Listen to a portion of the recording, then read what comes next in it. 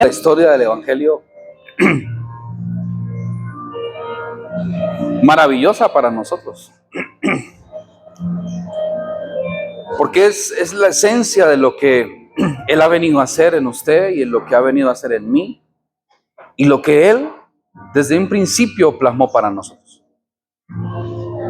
Tenemos dos opciones y ojalá la decisión de cada uno sea salir de la postura humana que tenemos ante las cosas.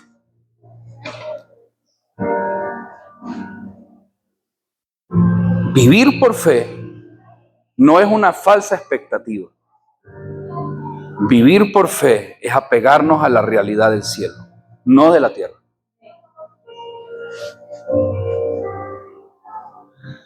Vivir por fe nos hace no vivir por la expectativa de qué va a cambiar porque el petróleo subió a $130,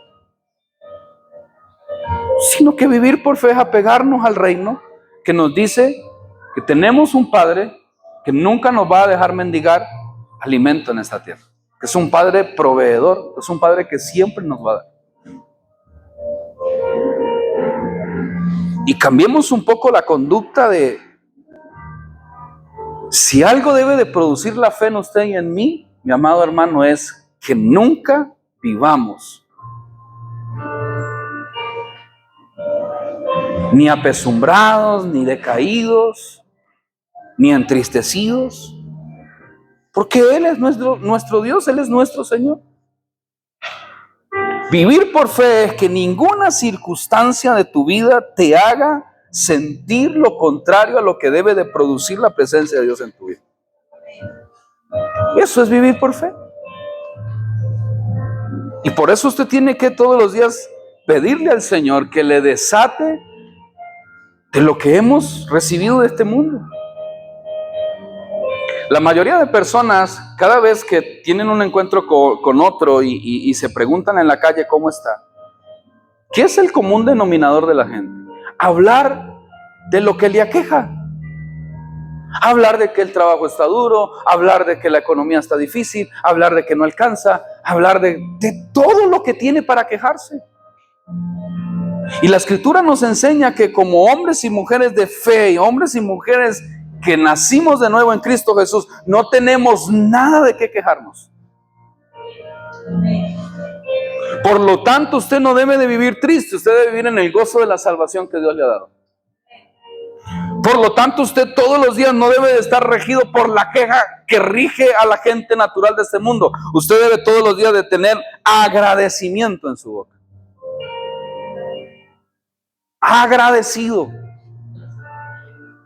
Los que no conocen al Señor están ciegos. Él ha venido a dar vista a los ciegos. Se supone que un día usted tuvo un encuentro con Él, sus ojos fueron abiertos, le conoció. Por lo tanto, mi amado hermano, el ciego de afuera se queja porque no ha visto a Dios, pero usted y yo lo hemos visto. Vemos al Padre, vemos al Hijo, vemos la presencia del Espíritu Santo, vemos al Dios consolador, vemos al Dios ayudador, vemos al Dios proveedor, vemos al Dios sanador, vemos al Dios que es nuestro escudo, vemos al Dios que es nuestra fortaleza, vemos al Dios que nos ayuda todos los días en nuestras debilidades. ¿A quién está viendo usted los días de su vida? ¿A quién ve usted cada mañana? ¿A quién ve usted en medio de la circunstancia? El que está en escasez ve la escasez, el ciego ve la escasez, pero el Hijo de Dios, el que ha tenido un encuentro con Él, la escasez le puede estar tocando la puerta de su casa, que no está viendo la escasez, está viendo al que ha dicho y que nos sigue diciendo todos los días, no va a faltar ni el vino, ni el aceite, ni la harina, ni el alimento, no va a faltar nada, porque yo soy tu pastor y mientras yo sea tu pastor, nada te va a hacer falta. Él lo llena todo, Él lo cambia todo. Puedes estar viendo el contexto de tu casa, de tu familia. El ciego se abate. El ciego se entristece. Pero los que hemos tenido un encuentro con el Señor, podemos ver la enfermedad, podemos ver la dureza de corazón, podemos ver la falta de humildad de la gente en reconocer, los de nuestra casa, en reconocer que Dios es Señor de sus vidas. Pero eso no nos va a entristecer, eso nos va a mantener en fe, confiados de que Dios va a cumplir su promesa. Él tiene cuidado. de nosotros y lo va a tener de nuestra casa. Él va a tener misericordia de ellos. ¿Qué estamos viendo? ¿A quién vemos todos los días? Cuando te levantas, ¿a quién ves? ¿A quién decides ver? Porque es cuestión de decisión. ¿A quién decides ir? Es cuestión de decisión. ¿Decides ir a las ayudas humanas, a los recursos humanos, o decides ir a Él en todas las cosas de tu vida? Todas las áreas. Por eso es que un verdadero hombre de fe, mi amado hermano, habla el lenguaje del cielo. Y no el lenguaje religioso de contestar bendecido para bendecir, o bendecido y en victoria, o no. El lenguaje de entender, mi amado hermano, que nuestra vida está llena de la plenitud de Cristo, por lo tanto, todo está bien. Según el plan, según la voluntad, según el propósito de Dios en nuestra vida, todo va a ayudar para bien. Todo ha ayudado para bien, todo está ayudando para bien, y todo va a seguir ayudando para bien a nuestras vidas. Hagan memoria, cuando orábamos hace un rato en el comienzo del servicio, de hacer memoria de lo que Dios es para nosotros, de lo que Dios ha hecho para nosotros. ¿Cuántos momentos de tu vida, y quiero que haga memoria en esto, has pasado de dificultad? Y en eso te has abatido, te has entristecido, te has dado la libertad de tener una condición espiritual por el piso. Igual no saliste de allí. Igual Dios no te levantó. Igual no tuviste que ir a Él y decir: Señor, mírame cómo estoy, haz algo, haz tu voluntad en mí. Y lo viste a Él obrar, porque nunca va a dejar de tener el control. Te hubieses ahorrado sentirte como te sentiste. Te hubieses ahorrado estar triste, te hubieses ahorrado las lágrimas de amargura, te hubieses ahorrado, mi amado hermano, el sentimiento de abandono que viene cuando abrimos puertas al enemigo por no confiar en el Señor. Porque Él no quiere que pasemos por eso. Dios no te creó para sentirte abandonado. Él se mostró a tu vida para que todos los días te sientas amado. Para que todos los días disfrutes de entender que tienes a alguien que está al pendiente de ti en todas las cosas. Ahórrate vivir frustrado en este mundo. Ahórrate vivir derrotado. Ahórrate vivir melancólico y triste. Y que eso consuma tu espíritu. Ahórrate el ser una montaña rusa de emociones, que un día experimentas porque sientes estar bien y otros días sientes estar mal. En Dios no se siente, en Dios se cree que siempre estamos bien. ¿Usted está conmigo en esta mañana, mi amado hermano? En Dios se decide creer que todos los días estamos bien. Y cuando vamos a Mateo, capítulo 5, dice el primer versículo: viendo la multitud, subió al monte y se sentó. Y sentándose vinieron a él sus discípulos. Y la primera característica que quiero resaltar en esta mañana de este versículo es la manera en que Jesús ve a la multitud. Porque yo estoy seguro que Jesús no ve a la gente como usted y yo la vemos. La mayoría de nosotros vemos a los demás, le hacemos un escáner de los demás en sus errores y defectos. Cuesta, mire mi amado hermano, cuesta el ser alguien que no le ve las cosas malas a la gente. Si yo me pongo un cara a cara con usted y yo le digo: mire, tiene la libertad de decirme todo lo malo que usted ha visto de mí, yo sé que usted tiene muy bien recalcado todos mis defectos y mis fallas. ¿Verdad que sí? Diga que sí. ¿O no me conocen defectos? Los tengo, como yo sé que usted los tiene. Como sé que usted los tiene. Y la manera humana y natural en que vemos la gente, ¿por qué se produce el alto índice de abandono y de traición dentro de las iglesias de unos con otros? Porque somos gente que nos gusta ver los defectos, vemos de una forma incorrecta, porque así el mundo se ve.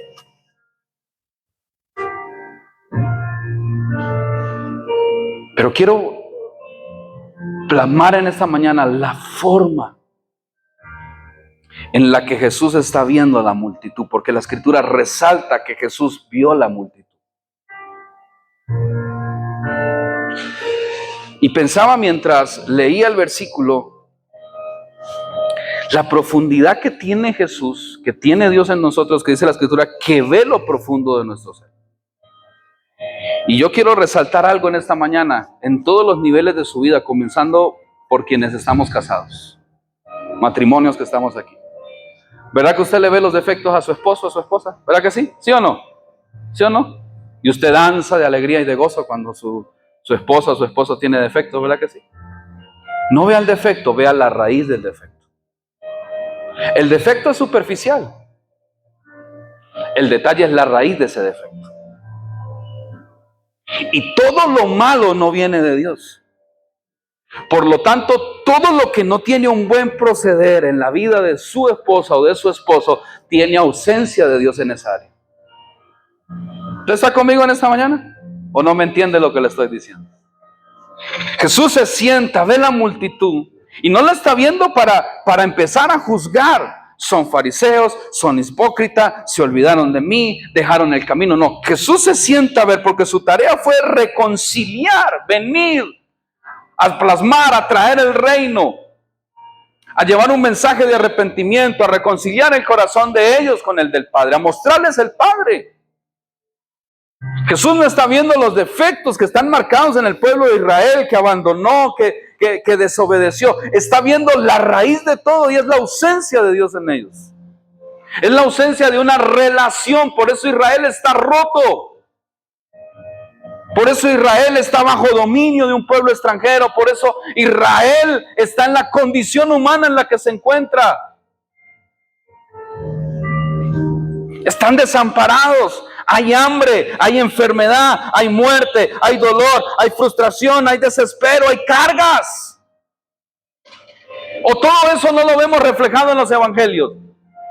Jesús quitó cargas, Jesús sanó enfermos, Jesús resucitó muertos, Jesús dio esperanza, limpió leprosos, quitó la inmundicia. Es lo mismo que hoy nosotros seguimos viendo entre nosotros. Nuestro ejemplo es Él. Y su corazón es movido en misericordia por ver la ausencia, la falta de lo que no podían conseguir por sus propios medios.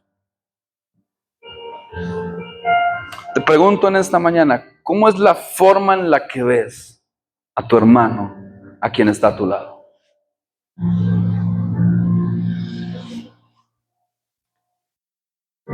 Humanamente, esposo, esposa que está aquí, usted tiene razones para amargarse la vida. Las tiene. Y de sobra, porque hay unos que se pasan. Humanamente. Pero en Dios nunca tendrás una excusa para tener un corazón amargado. Padres que estamos aquí, usted tiene razones para amargarse la vida. Sobre todo los papás que ya tienen hijos grandes, arresabiados. Y si usted le está viendo sus defectos, no, quita eso, amor, quita eso. Quita eso. Quita eso.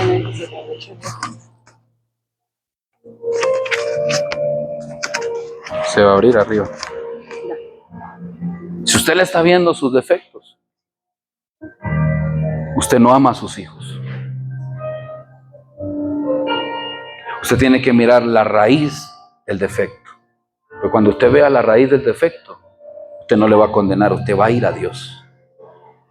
¿Usted está conmigo en esta mañana? Cuando usted vea a su esposo y usted mire la condición a su esposa y vea sus defectos, usted no lo está amando. Porque esos defectos a usted lo están haciendo tomar una actitud, porque en su amargura usted no tiene una actitud ni un corazón correcto.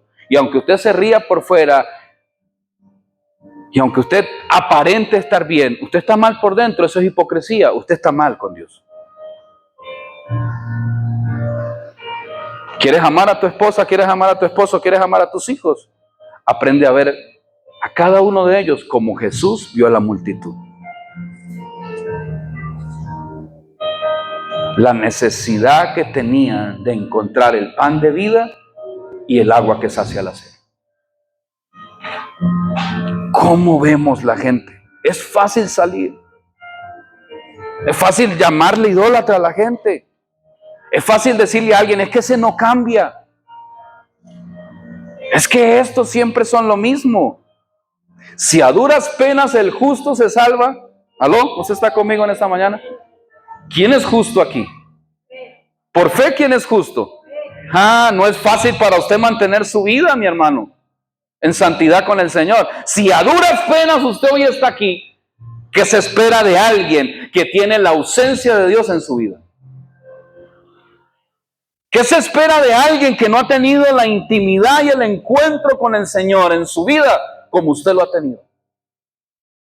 Si usted ve defectos, si usted ve cosas malas en su entorno y el entorno no lo ve, quiere decir que usted es el cuerdo en medio de ellos. Usted es el que tiene la luz de Cristo que le ha alumbrado el entendimiento. No para condenación, porque el mensaje no es condenación. El mensaje es salvación. El mensaje es un corazón movido en misericordia por la gente. Había de todo en la multitud. Si en la multitud dentro de la iglesia hay de todo, hasta cizaña, ¿qué se espera de una multitud afuera que no conoce a Cristo? Hay de todo. Hay quien roba, hay chismosos, hay de todo. Jesús no está viendo eso. Jesús está viendo sus corazones y la necesidad que ellos tenían de tener un encuentro con el Señor. Y sigue diciendo el versículo 1.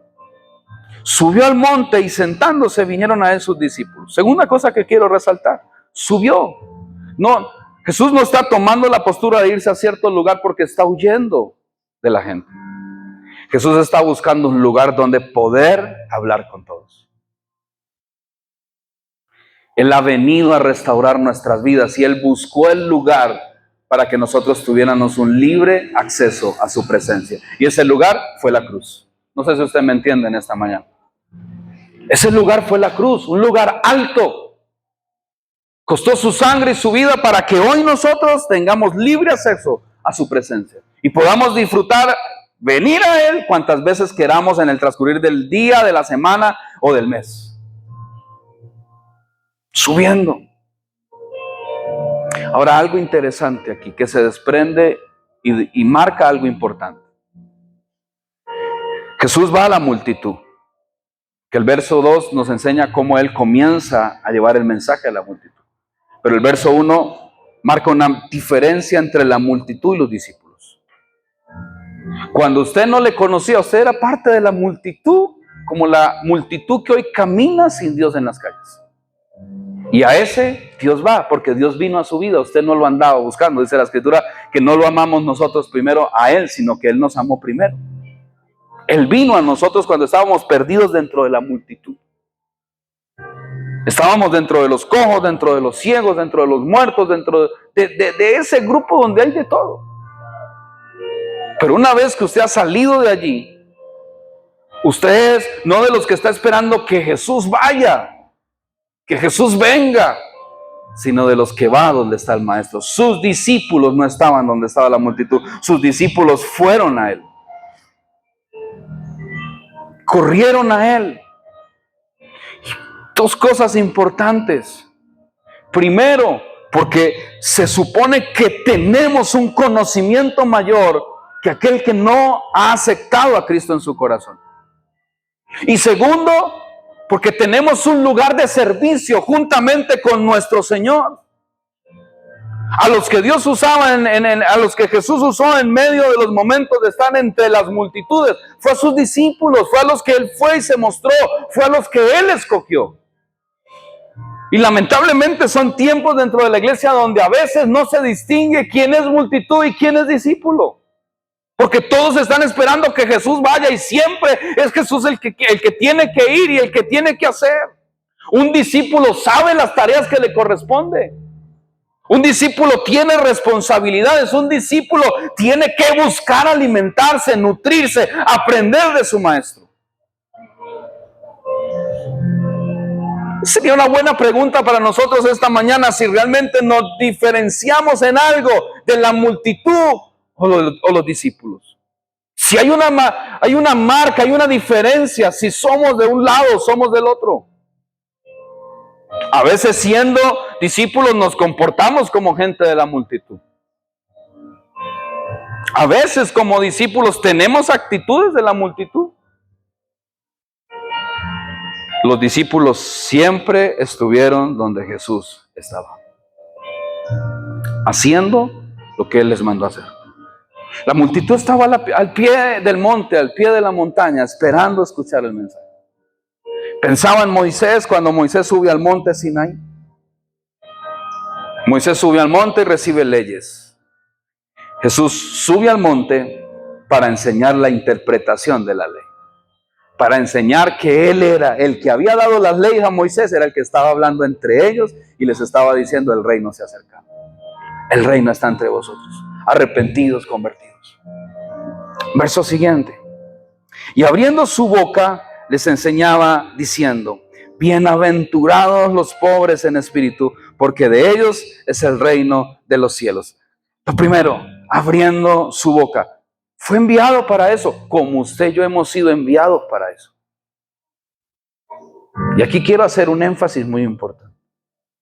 Usted no puede hablarle con amor al de la calle y condenar al de su casa. ¿Aló? Usted no puede mostrarle un evangelio de salvación al de la calle y de las puertas para dentro de su casa. Será un instrumento del diablo para que el que no quiere nada con Dios tenga más argumentos para no querer nada con Dios. Usted no puede ser de los que sale afuera y le dice a la gente que Cristo cambia, y usted es el propio diablo que no ha cambiado en su casa. Porque usted es así y a usted nadie lo va a cambiar y a usted nadie lo va a sacar de ahí.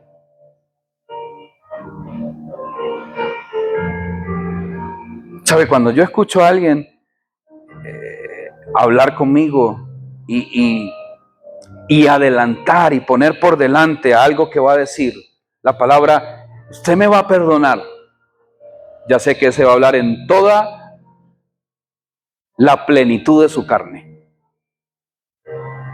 Porque está pidiendo perdón por algo que sabe o que no es la forma, la manera o no es el momento en que se debe decir.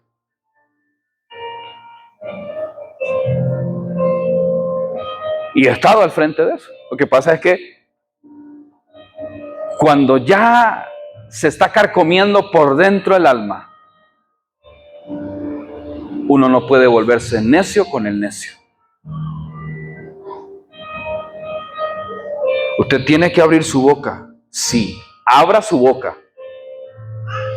Es una demanda. Pero esté bien seguro que el momento en el que usted va a abrir su boca es porque va a ser utilizado por Dios. Si no, mejor póngale un cierre.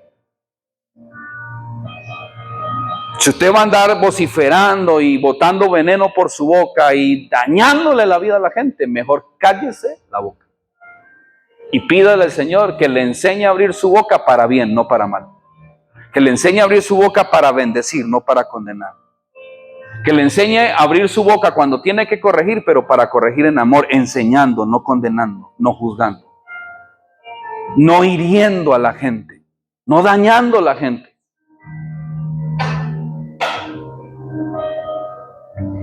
Abriendo su boca, les enseñaba. Pregunto, ¿qué sale de la boca de Dios? Quiero que usted se imagine, usted está ahí sentado, siendo uno de los discípulos en la multitud, pero ahí está, tiene la oportunidad de estar ahí.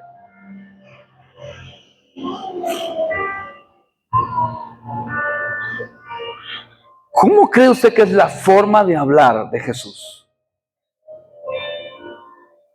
¿Cómo cree que es la forma de Jesús de referirse a quienes están con usted?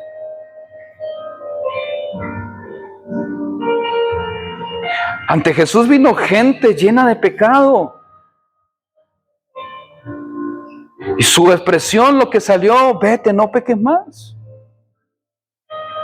No peques más, vete. Eres limpio, eres sano.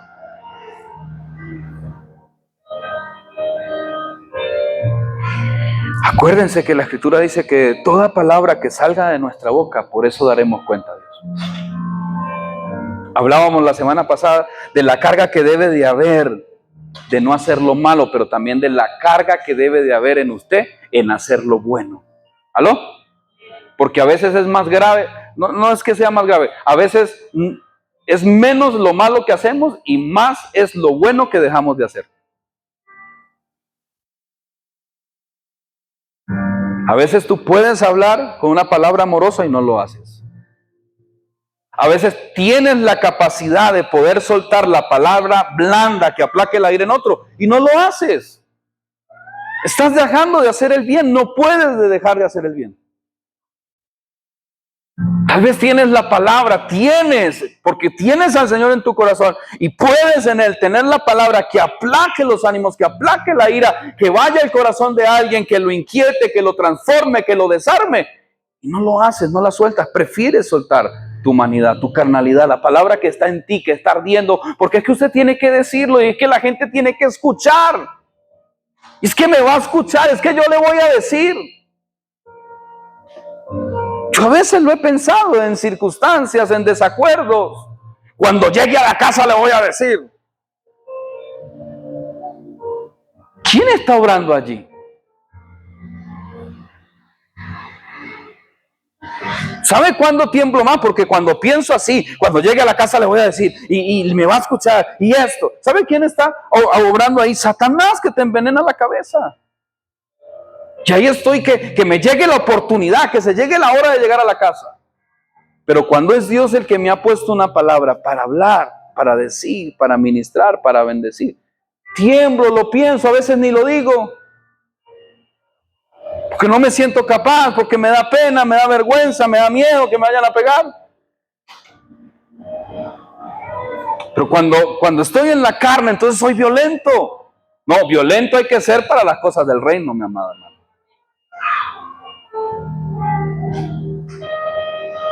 Violento tenemos que ser para lo que Dios nos manda hacer y las cosas que sabemos que tenemos que hacer en el Señor. Bienaventurados los pobres en espíritu. Y quiero resaltar la palabra bienaventurado en esta mañana. Bienaventurados proviene de la palabra Macarios. Y le voy a decir con qué tiene que ver. No tiene que ver con felicidad. El mundo busca la felicidad. Hay una película que me gusta mucho que se llama En búsqueda de la felicidad. Y el hombre pasa por 1001, tiene que vender su sangre para darle de comer a su hijo, se queda en un baño de la estación del metro de Nueva York con su hijo. Pasan penurias. Y dice, ¿qué es la felicidad? Y al finalizar de la película dice, este es el momento feliz de mi vida, cuando consiguió el empleo que tanto buscó. La felicidad no la da un empleo, no la da una persona. Sí hay felicidad, el mundo vive felicidad, porque la felicidad es algo que hoy está y mañana no está. Yo he escuchado a Toniel en el corto lapso de su vida, en unas varias oportunidades decir, por cosas que hemos vivido, o hemos comido, o hemos compartido, momentos que hemos tenido, lugares donde hemos ido, y lo he escuchado decir, papá, ese es el mejor día de mi vida, ese es el momento más feliz de mi vida. Y apenas tiene 8 años. ¿Por qué? Porque son momentos circunstanciales que han producido felicidad, pero que se acaban. Yo soy feliz cuando paseo con mi familia y tenemos para salir, pero el paseo se acabó, lo que comimos se acabó. Por lo tanto, la palabra de ser bienaventurado no tiene que ver con la felicidad momentánea del mundo, que el mundo la tiene, el mundo va detrás de ella y la consigue. Pero hay mucho más que eso.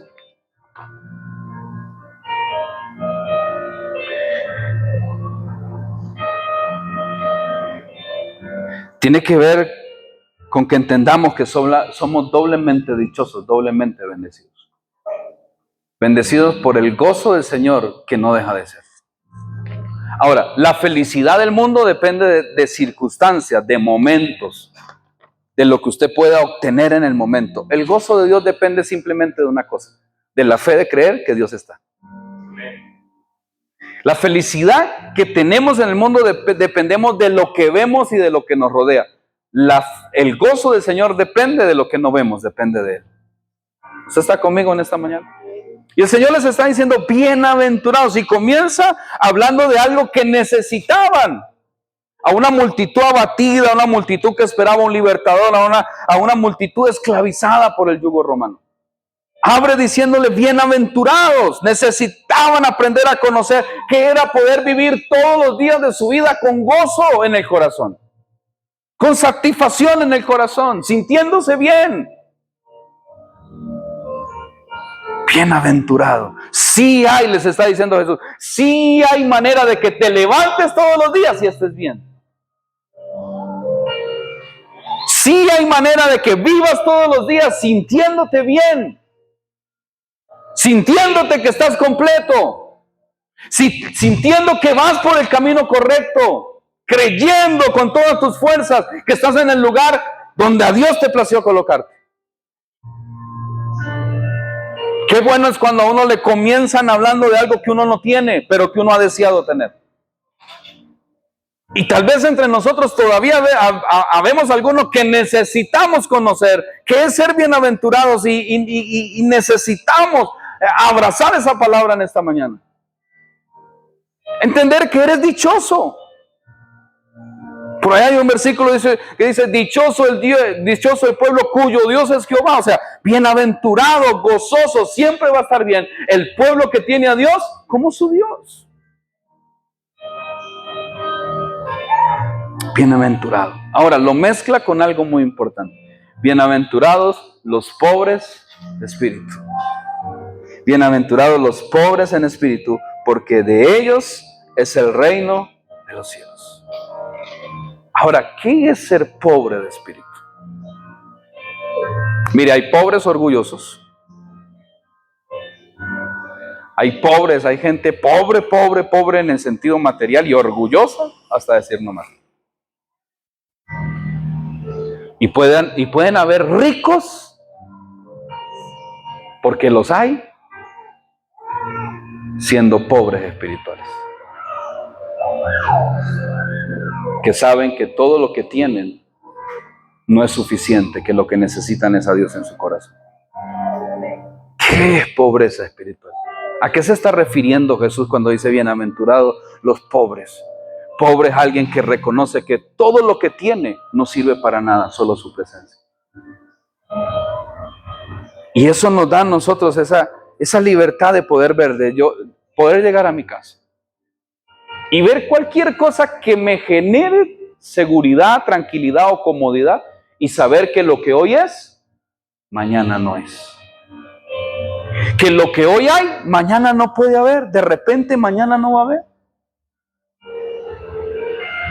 Pero si lo tengo a Él, tengo la plena seguridad que el Dios que hace nuevas cosas va a cumplir su palabra, de que Él hace todo nuevo.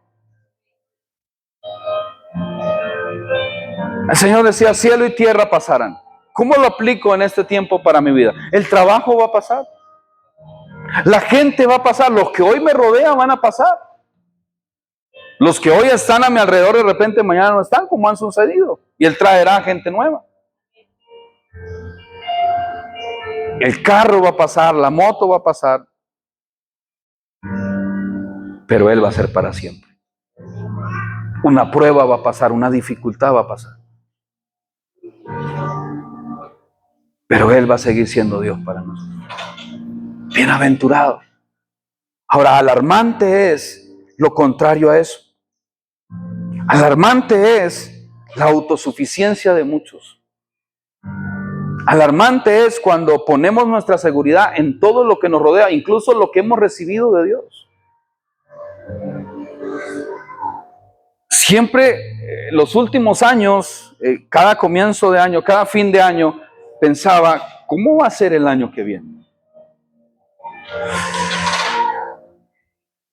Y recurrentemente me sucedía algo cuando estaba en un trabajo que sabía que era grande o extensivo. Pensar, ¿y cuando se termine ese trabajo qué?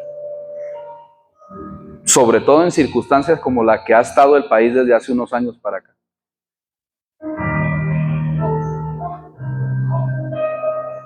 ¿Qué he entendido hoy? ¿Para qué puedo ahorrarme? Porque cuando usted piensa, ¿y el próximo año qué? ¿El próximo mes qué? A lo mejor eso nos hace dudar y nos llena de incertidumbre. ¿Para qué? ¿Para qué pensar así? Me puedo ahorrar la incertidumbre pensando que así como Dios se ha encargado hasta aquí, lo va a hacer ni siquiera el año que viene, el resto de los años de mi vida. ¿Para qué afanarme por lo que viene si descuido disfrutar que hoy soy bendecido? ¿Por qué pensar mañana en cómo voy a tener o cómo se va a producir lo que necesito, si eso me lleva a no disfrutar, a ver a Dios hoy proveer para mi vida lo que necesito? Añadir a mi vida lo que he pedido y lo que no he pedido también, porque hay cosas que no he pedido y Él las añade. ¿Por qué andar pensando y andar con la incertidumbre de que si se acaba este trabajo, ¿qué voy a hacer? Y no disfrutar que con trabajo, sin trabajo, Dios es el que nos alimenta y nos sostiene todos los días de nuestra vida. Entonces el pensar fuera de esa dependencia de Dios nos lleva, mi amado hermano, a no disfrutar lo que tenemos de Dios.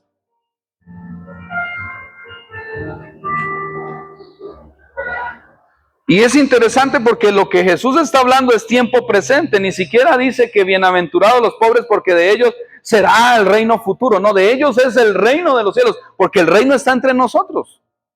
Eres alguien que entiende, y hablábamos la semana pasada que la humildad es reconocer que necesito de otro. Y en este caso Dios. La humildad es reconocer, mi amado hermano, quiénes somos. O sea, yo tengo que saber quién soy en todo mi esplendor. Saber que soy malo, que tengo defectos, que tengo errores. Yo no puedo pensar otra cosa. Yo tengo que entender que soy así. Pero cuando yo entiendo y veo lo que soy, ahí es donde más tengo que humillarme. Eso es sencillez de corazón. Eso es ser pobre en el espíritu. Porque estoy viendo mi condición y en esa condición veo que por mi propia cuenta yo no puedo producir bienestar, yo no puedo estar tranquilo, yo no puedo estar gozoso, pero en Él sí. En Él puedo cambiar mi manera de responder, en Él puedo cambiar mi manera de hablar, en Él puedo dejar de maldecirle la vida a otros para ser de bendición. Ahora, delicado es lo contrario, y ahí lo quiero llevar. Vaya conmigo, Apocalipsis 17, y con esto tal vez voy cerrando.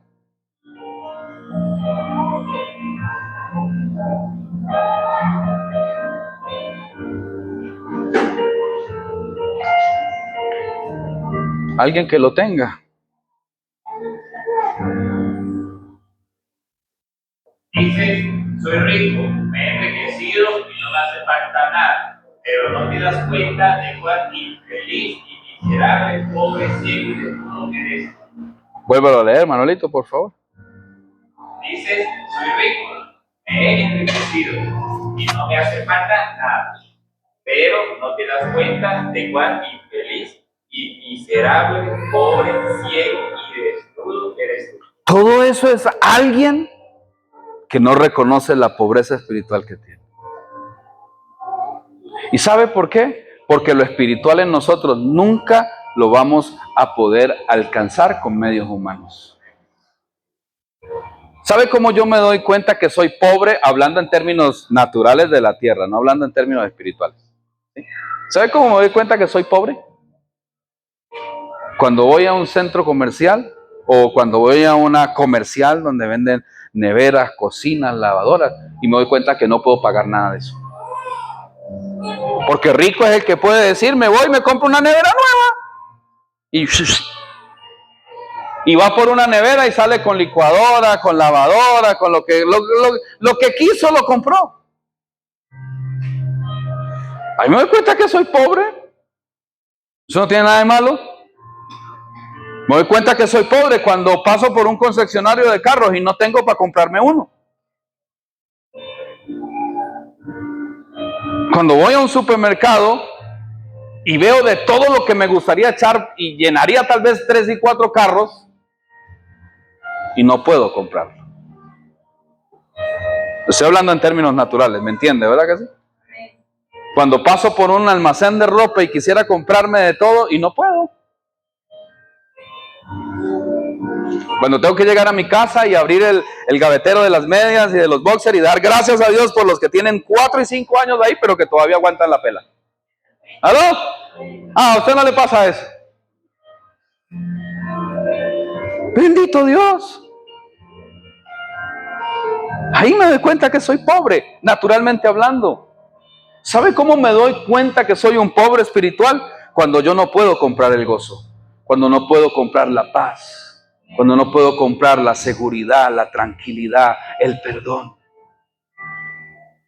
Cuando alguien me hace algo, inmediatamente en mi corazón lo que quiere es arder de ira. Ahí me doy cuenta cuán pobre soy y cuánta necesidad tengo de ir a aquel que lo tiene todo y me lo puede dar todo.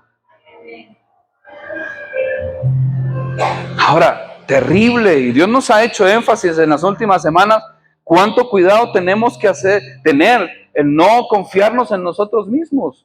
Fíjese todo lo que el Señor le recrimina. Eso éramos antes de no conocer al Señor por amor a Cristo. ¿Qué éramos? Vuélvalo a leer. Miserables. Miserables, pobres, ciegos y desnudos. ¿Qué era usted? Miserable, ciego, pobre y desnudo. Eso era, no es. Usted ya no es ciego, ya no es pobre, ya no es miserable, ya no está desnudo. Porque dice la Escritura que el pecado nos destituyó de la gloria de Dios. Estábamos desnudos de su presencia, pero una vez que vinimos a Él, lo conocimos, Él nos vistió como sacerdotes, nos dio nuevas vestiduras, Él nos hizo su nación santa, su pueblo escogido por Él, real sacerdocio. No sabíamos cuál era el camino cuando no lo conocíamos. Ahora nosotros sabemos quién es el camino. Ciegos no estamos. Éramos pobres porque no podíamos comprar la paz, no podíamos comprar el gozo, pero vinimos a Él y lo que no podíamos comprar vino como un regalo por la gracia de Dios. Y ahora usted es alguien que puede decir, aunque soy pobre en esta tierra, en Cristo soy rico. Aunque era débil, ahora soy fuerte. Aunque antes no podía dormir, ahora duermo porque tengo la paz del Señor. En paz me acuesto, en paz descanso, en paz me levanto. Hoy no tengo, pero tengo la seguridad de que Dios va a responder. Dios va a añadir, Dios va a suplir. Eso es diferente. Eso es muy diferente, mi amado hermano. Ahora le está hablando y en esto es donde lo quiero llevar en esta mañana. ¿En qué tenemos que tener cuidado? No le está hablando a gente que no conocía, le está hablando a una iglesia que en algún momento amaron a Dios, en algún momento caminaron con Dios, en algún momento sirvieron al Señor, pero empezaron a ver añadido, empezaron a ver que empezaron a venir sobre ellos las bendiciones o a venir sobre ellos las añadiduras y pusieron su confianza en eso y creyeron que tenían mucho y se creyeron bendecidos por lo que tenían en la tierra. Y olvidaron que la mayor riqueza nace en la intimidad, en la dependencia y en el reconocer todos los días que sin Él no podemos, que sin Él nada somos, que para qué tener lo que hoy se nos añadió si eso nos va a llevar a un camino lejos de Él. No le está hablando a gente ciega, le está hablando a alguien que un día sus ojos fueron abiertos y conoció al Señor. Pero que por confiar en sí mismo, por llenarse de amor a las cosas naturales y materiales de este mundo, olvidaron quién era la fuente. Y se volvieron miserables, vanidosos, ciegos.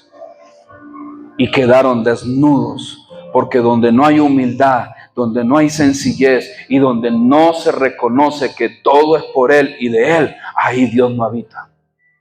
No sé si usted me acaba de entender. Saúl puso su confianza en sí mismo, en el trono y en la corona. Se olvidó quién lo levantó, se olvidó quién lo ungió, se olvidó de quién era el trono y la corona. Y terminó viviendo sus últimos días de reinado, su último tiempo de reinado en la tierra como rey, pero sin Dios, sin la presencia del Señor. Isaías capítulo 62 dice: mi mano hizo todas estas cosas, el cielo, la tierra. Y así todas estas cosas fueron, dice Jehová. Pero miraré a aquel que es pobre y humilde de espíritu. Jesús, el que está en el monte hablando, es el mismo Dios que esta palabra se la dio a Israel. El mismo Dios del Nuevo Testamento es el mismo Dios del Antiguo Testamento. Y Él dice y afirma para nosotros en esta mañana: pero yo miro a aquel que es pobre y humilde de espíritu y que tiembla a mi palabra. Pregunto en esta mañana y cierro con esas 3 características. Humildad, la veíamos la semana pasada. Pobreza, que la añadimos esta semana. Pobreza de espíritu. Y temor por lo que Él nos habla. ¿Sabe qué? Es mejor que en un tiempo como este, escuchando lo que hoy estamos escuchando, poder estar sentado o tal vez parado y en el predicar, escuchar lo que Dios está hablando. Y poder decir: todo eso es por mí. Todo eso es para mí. Tengo que guardarme de no ser un miserable. Tengo que guardarme de no volverme un ciego. Tengo que guardarme de no volverme un desnudo, porque he perdido la presencia de Dios. Porque he perdido lo más importante que tengo, el ser revestido de la gracia, de la misericordia y del amor de Dios en esta tierra.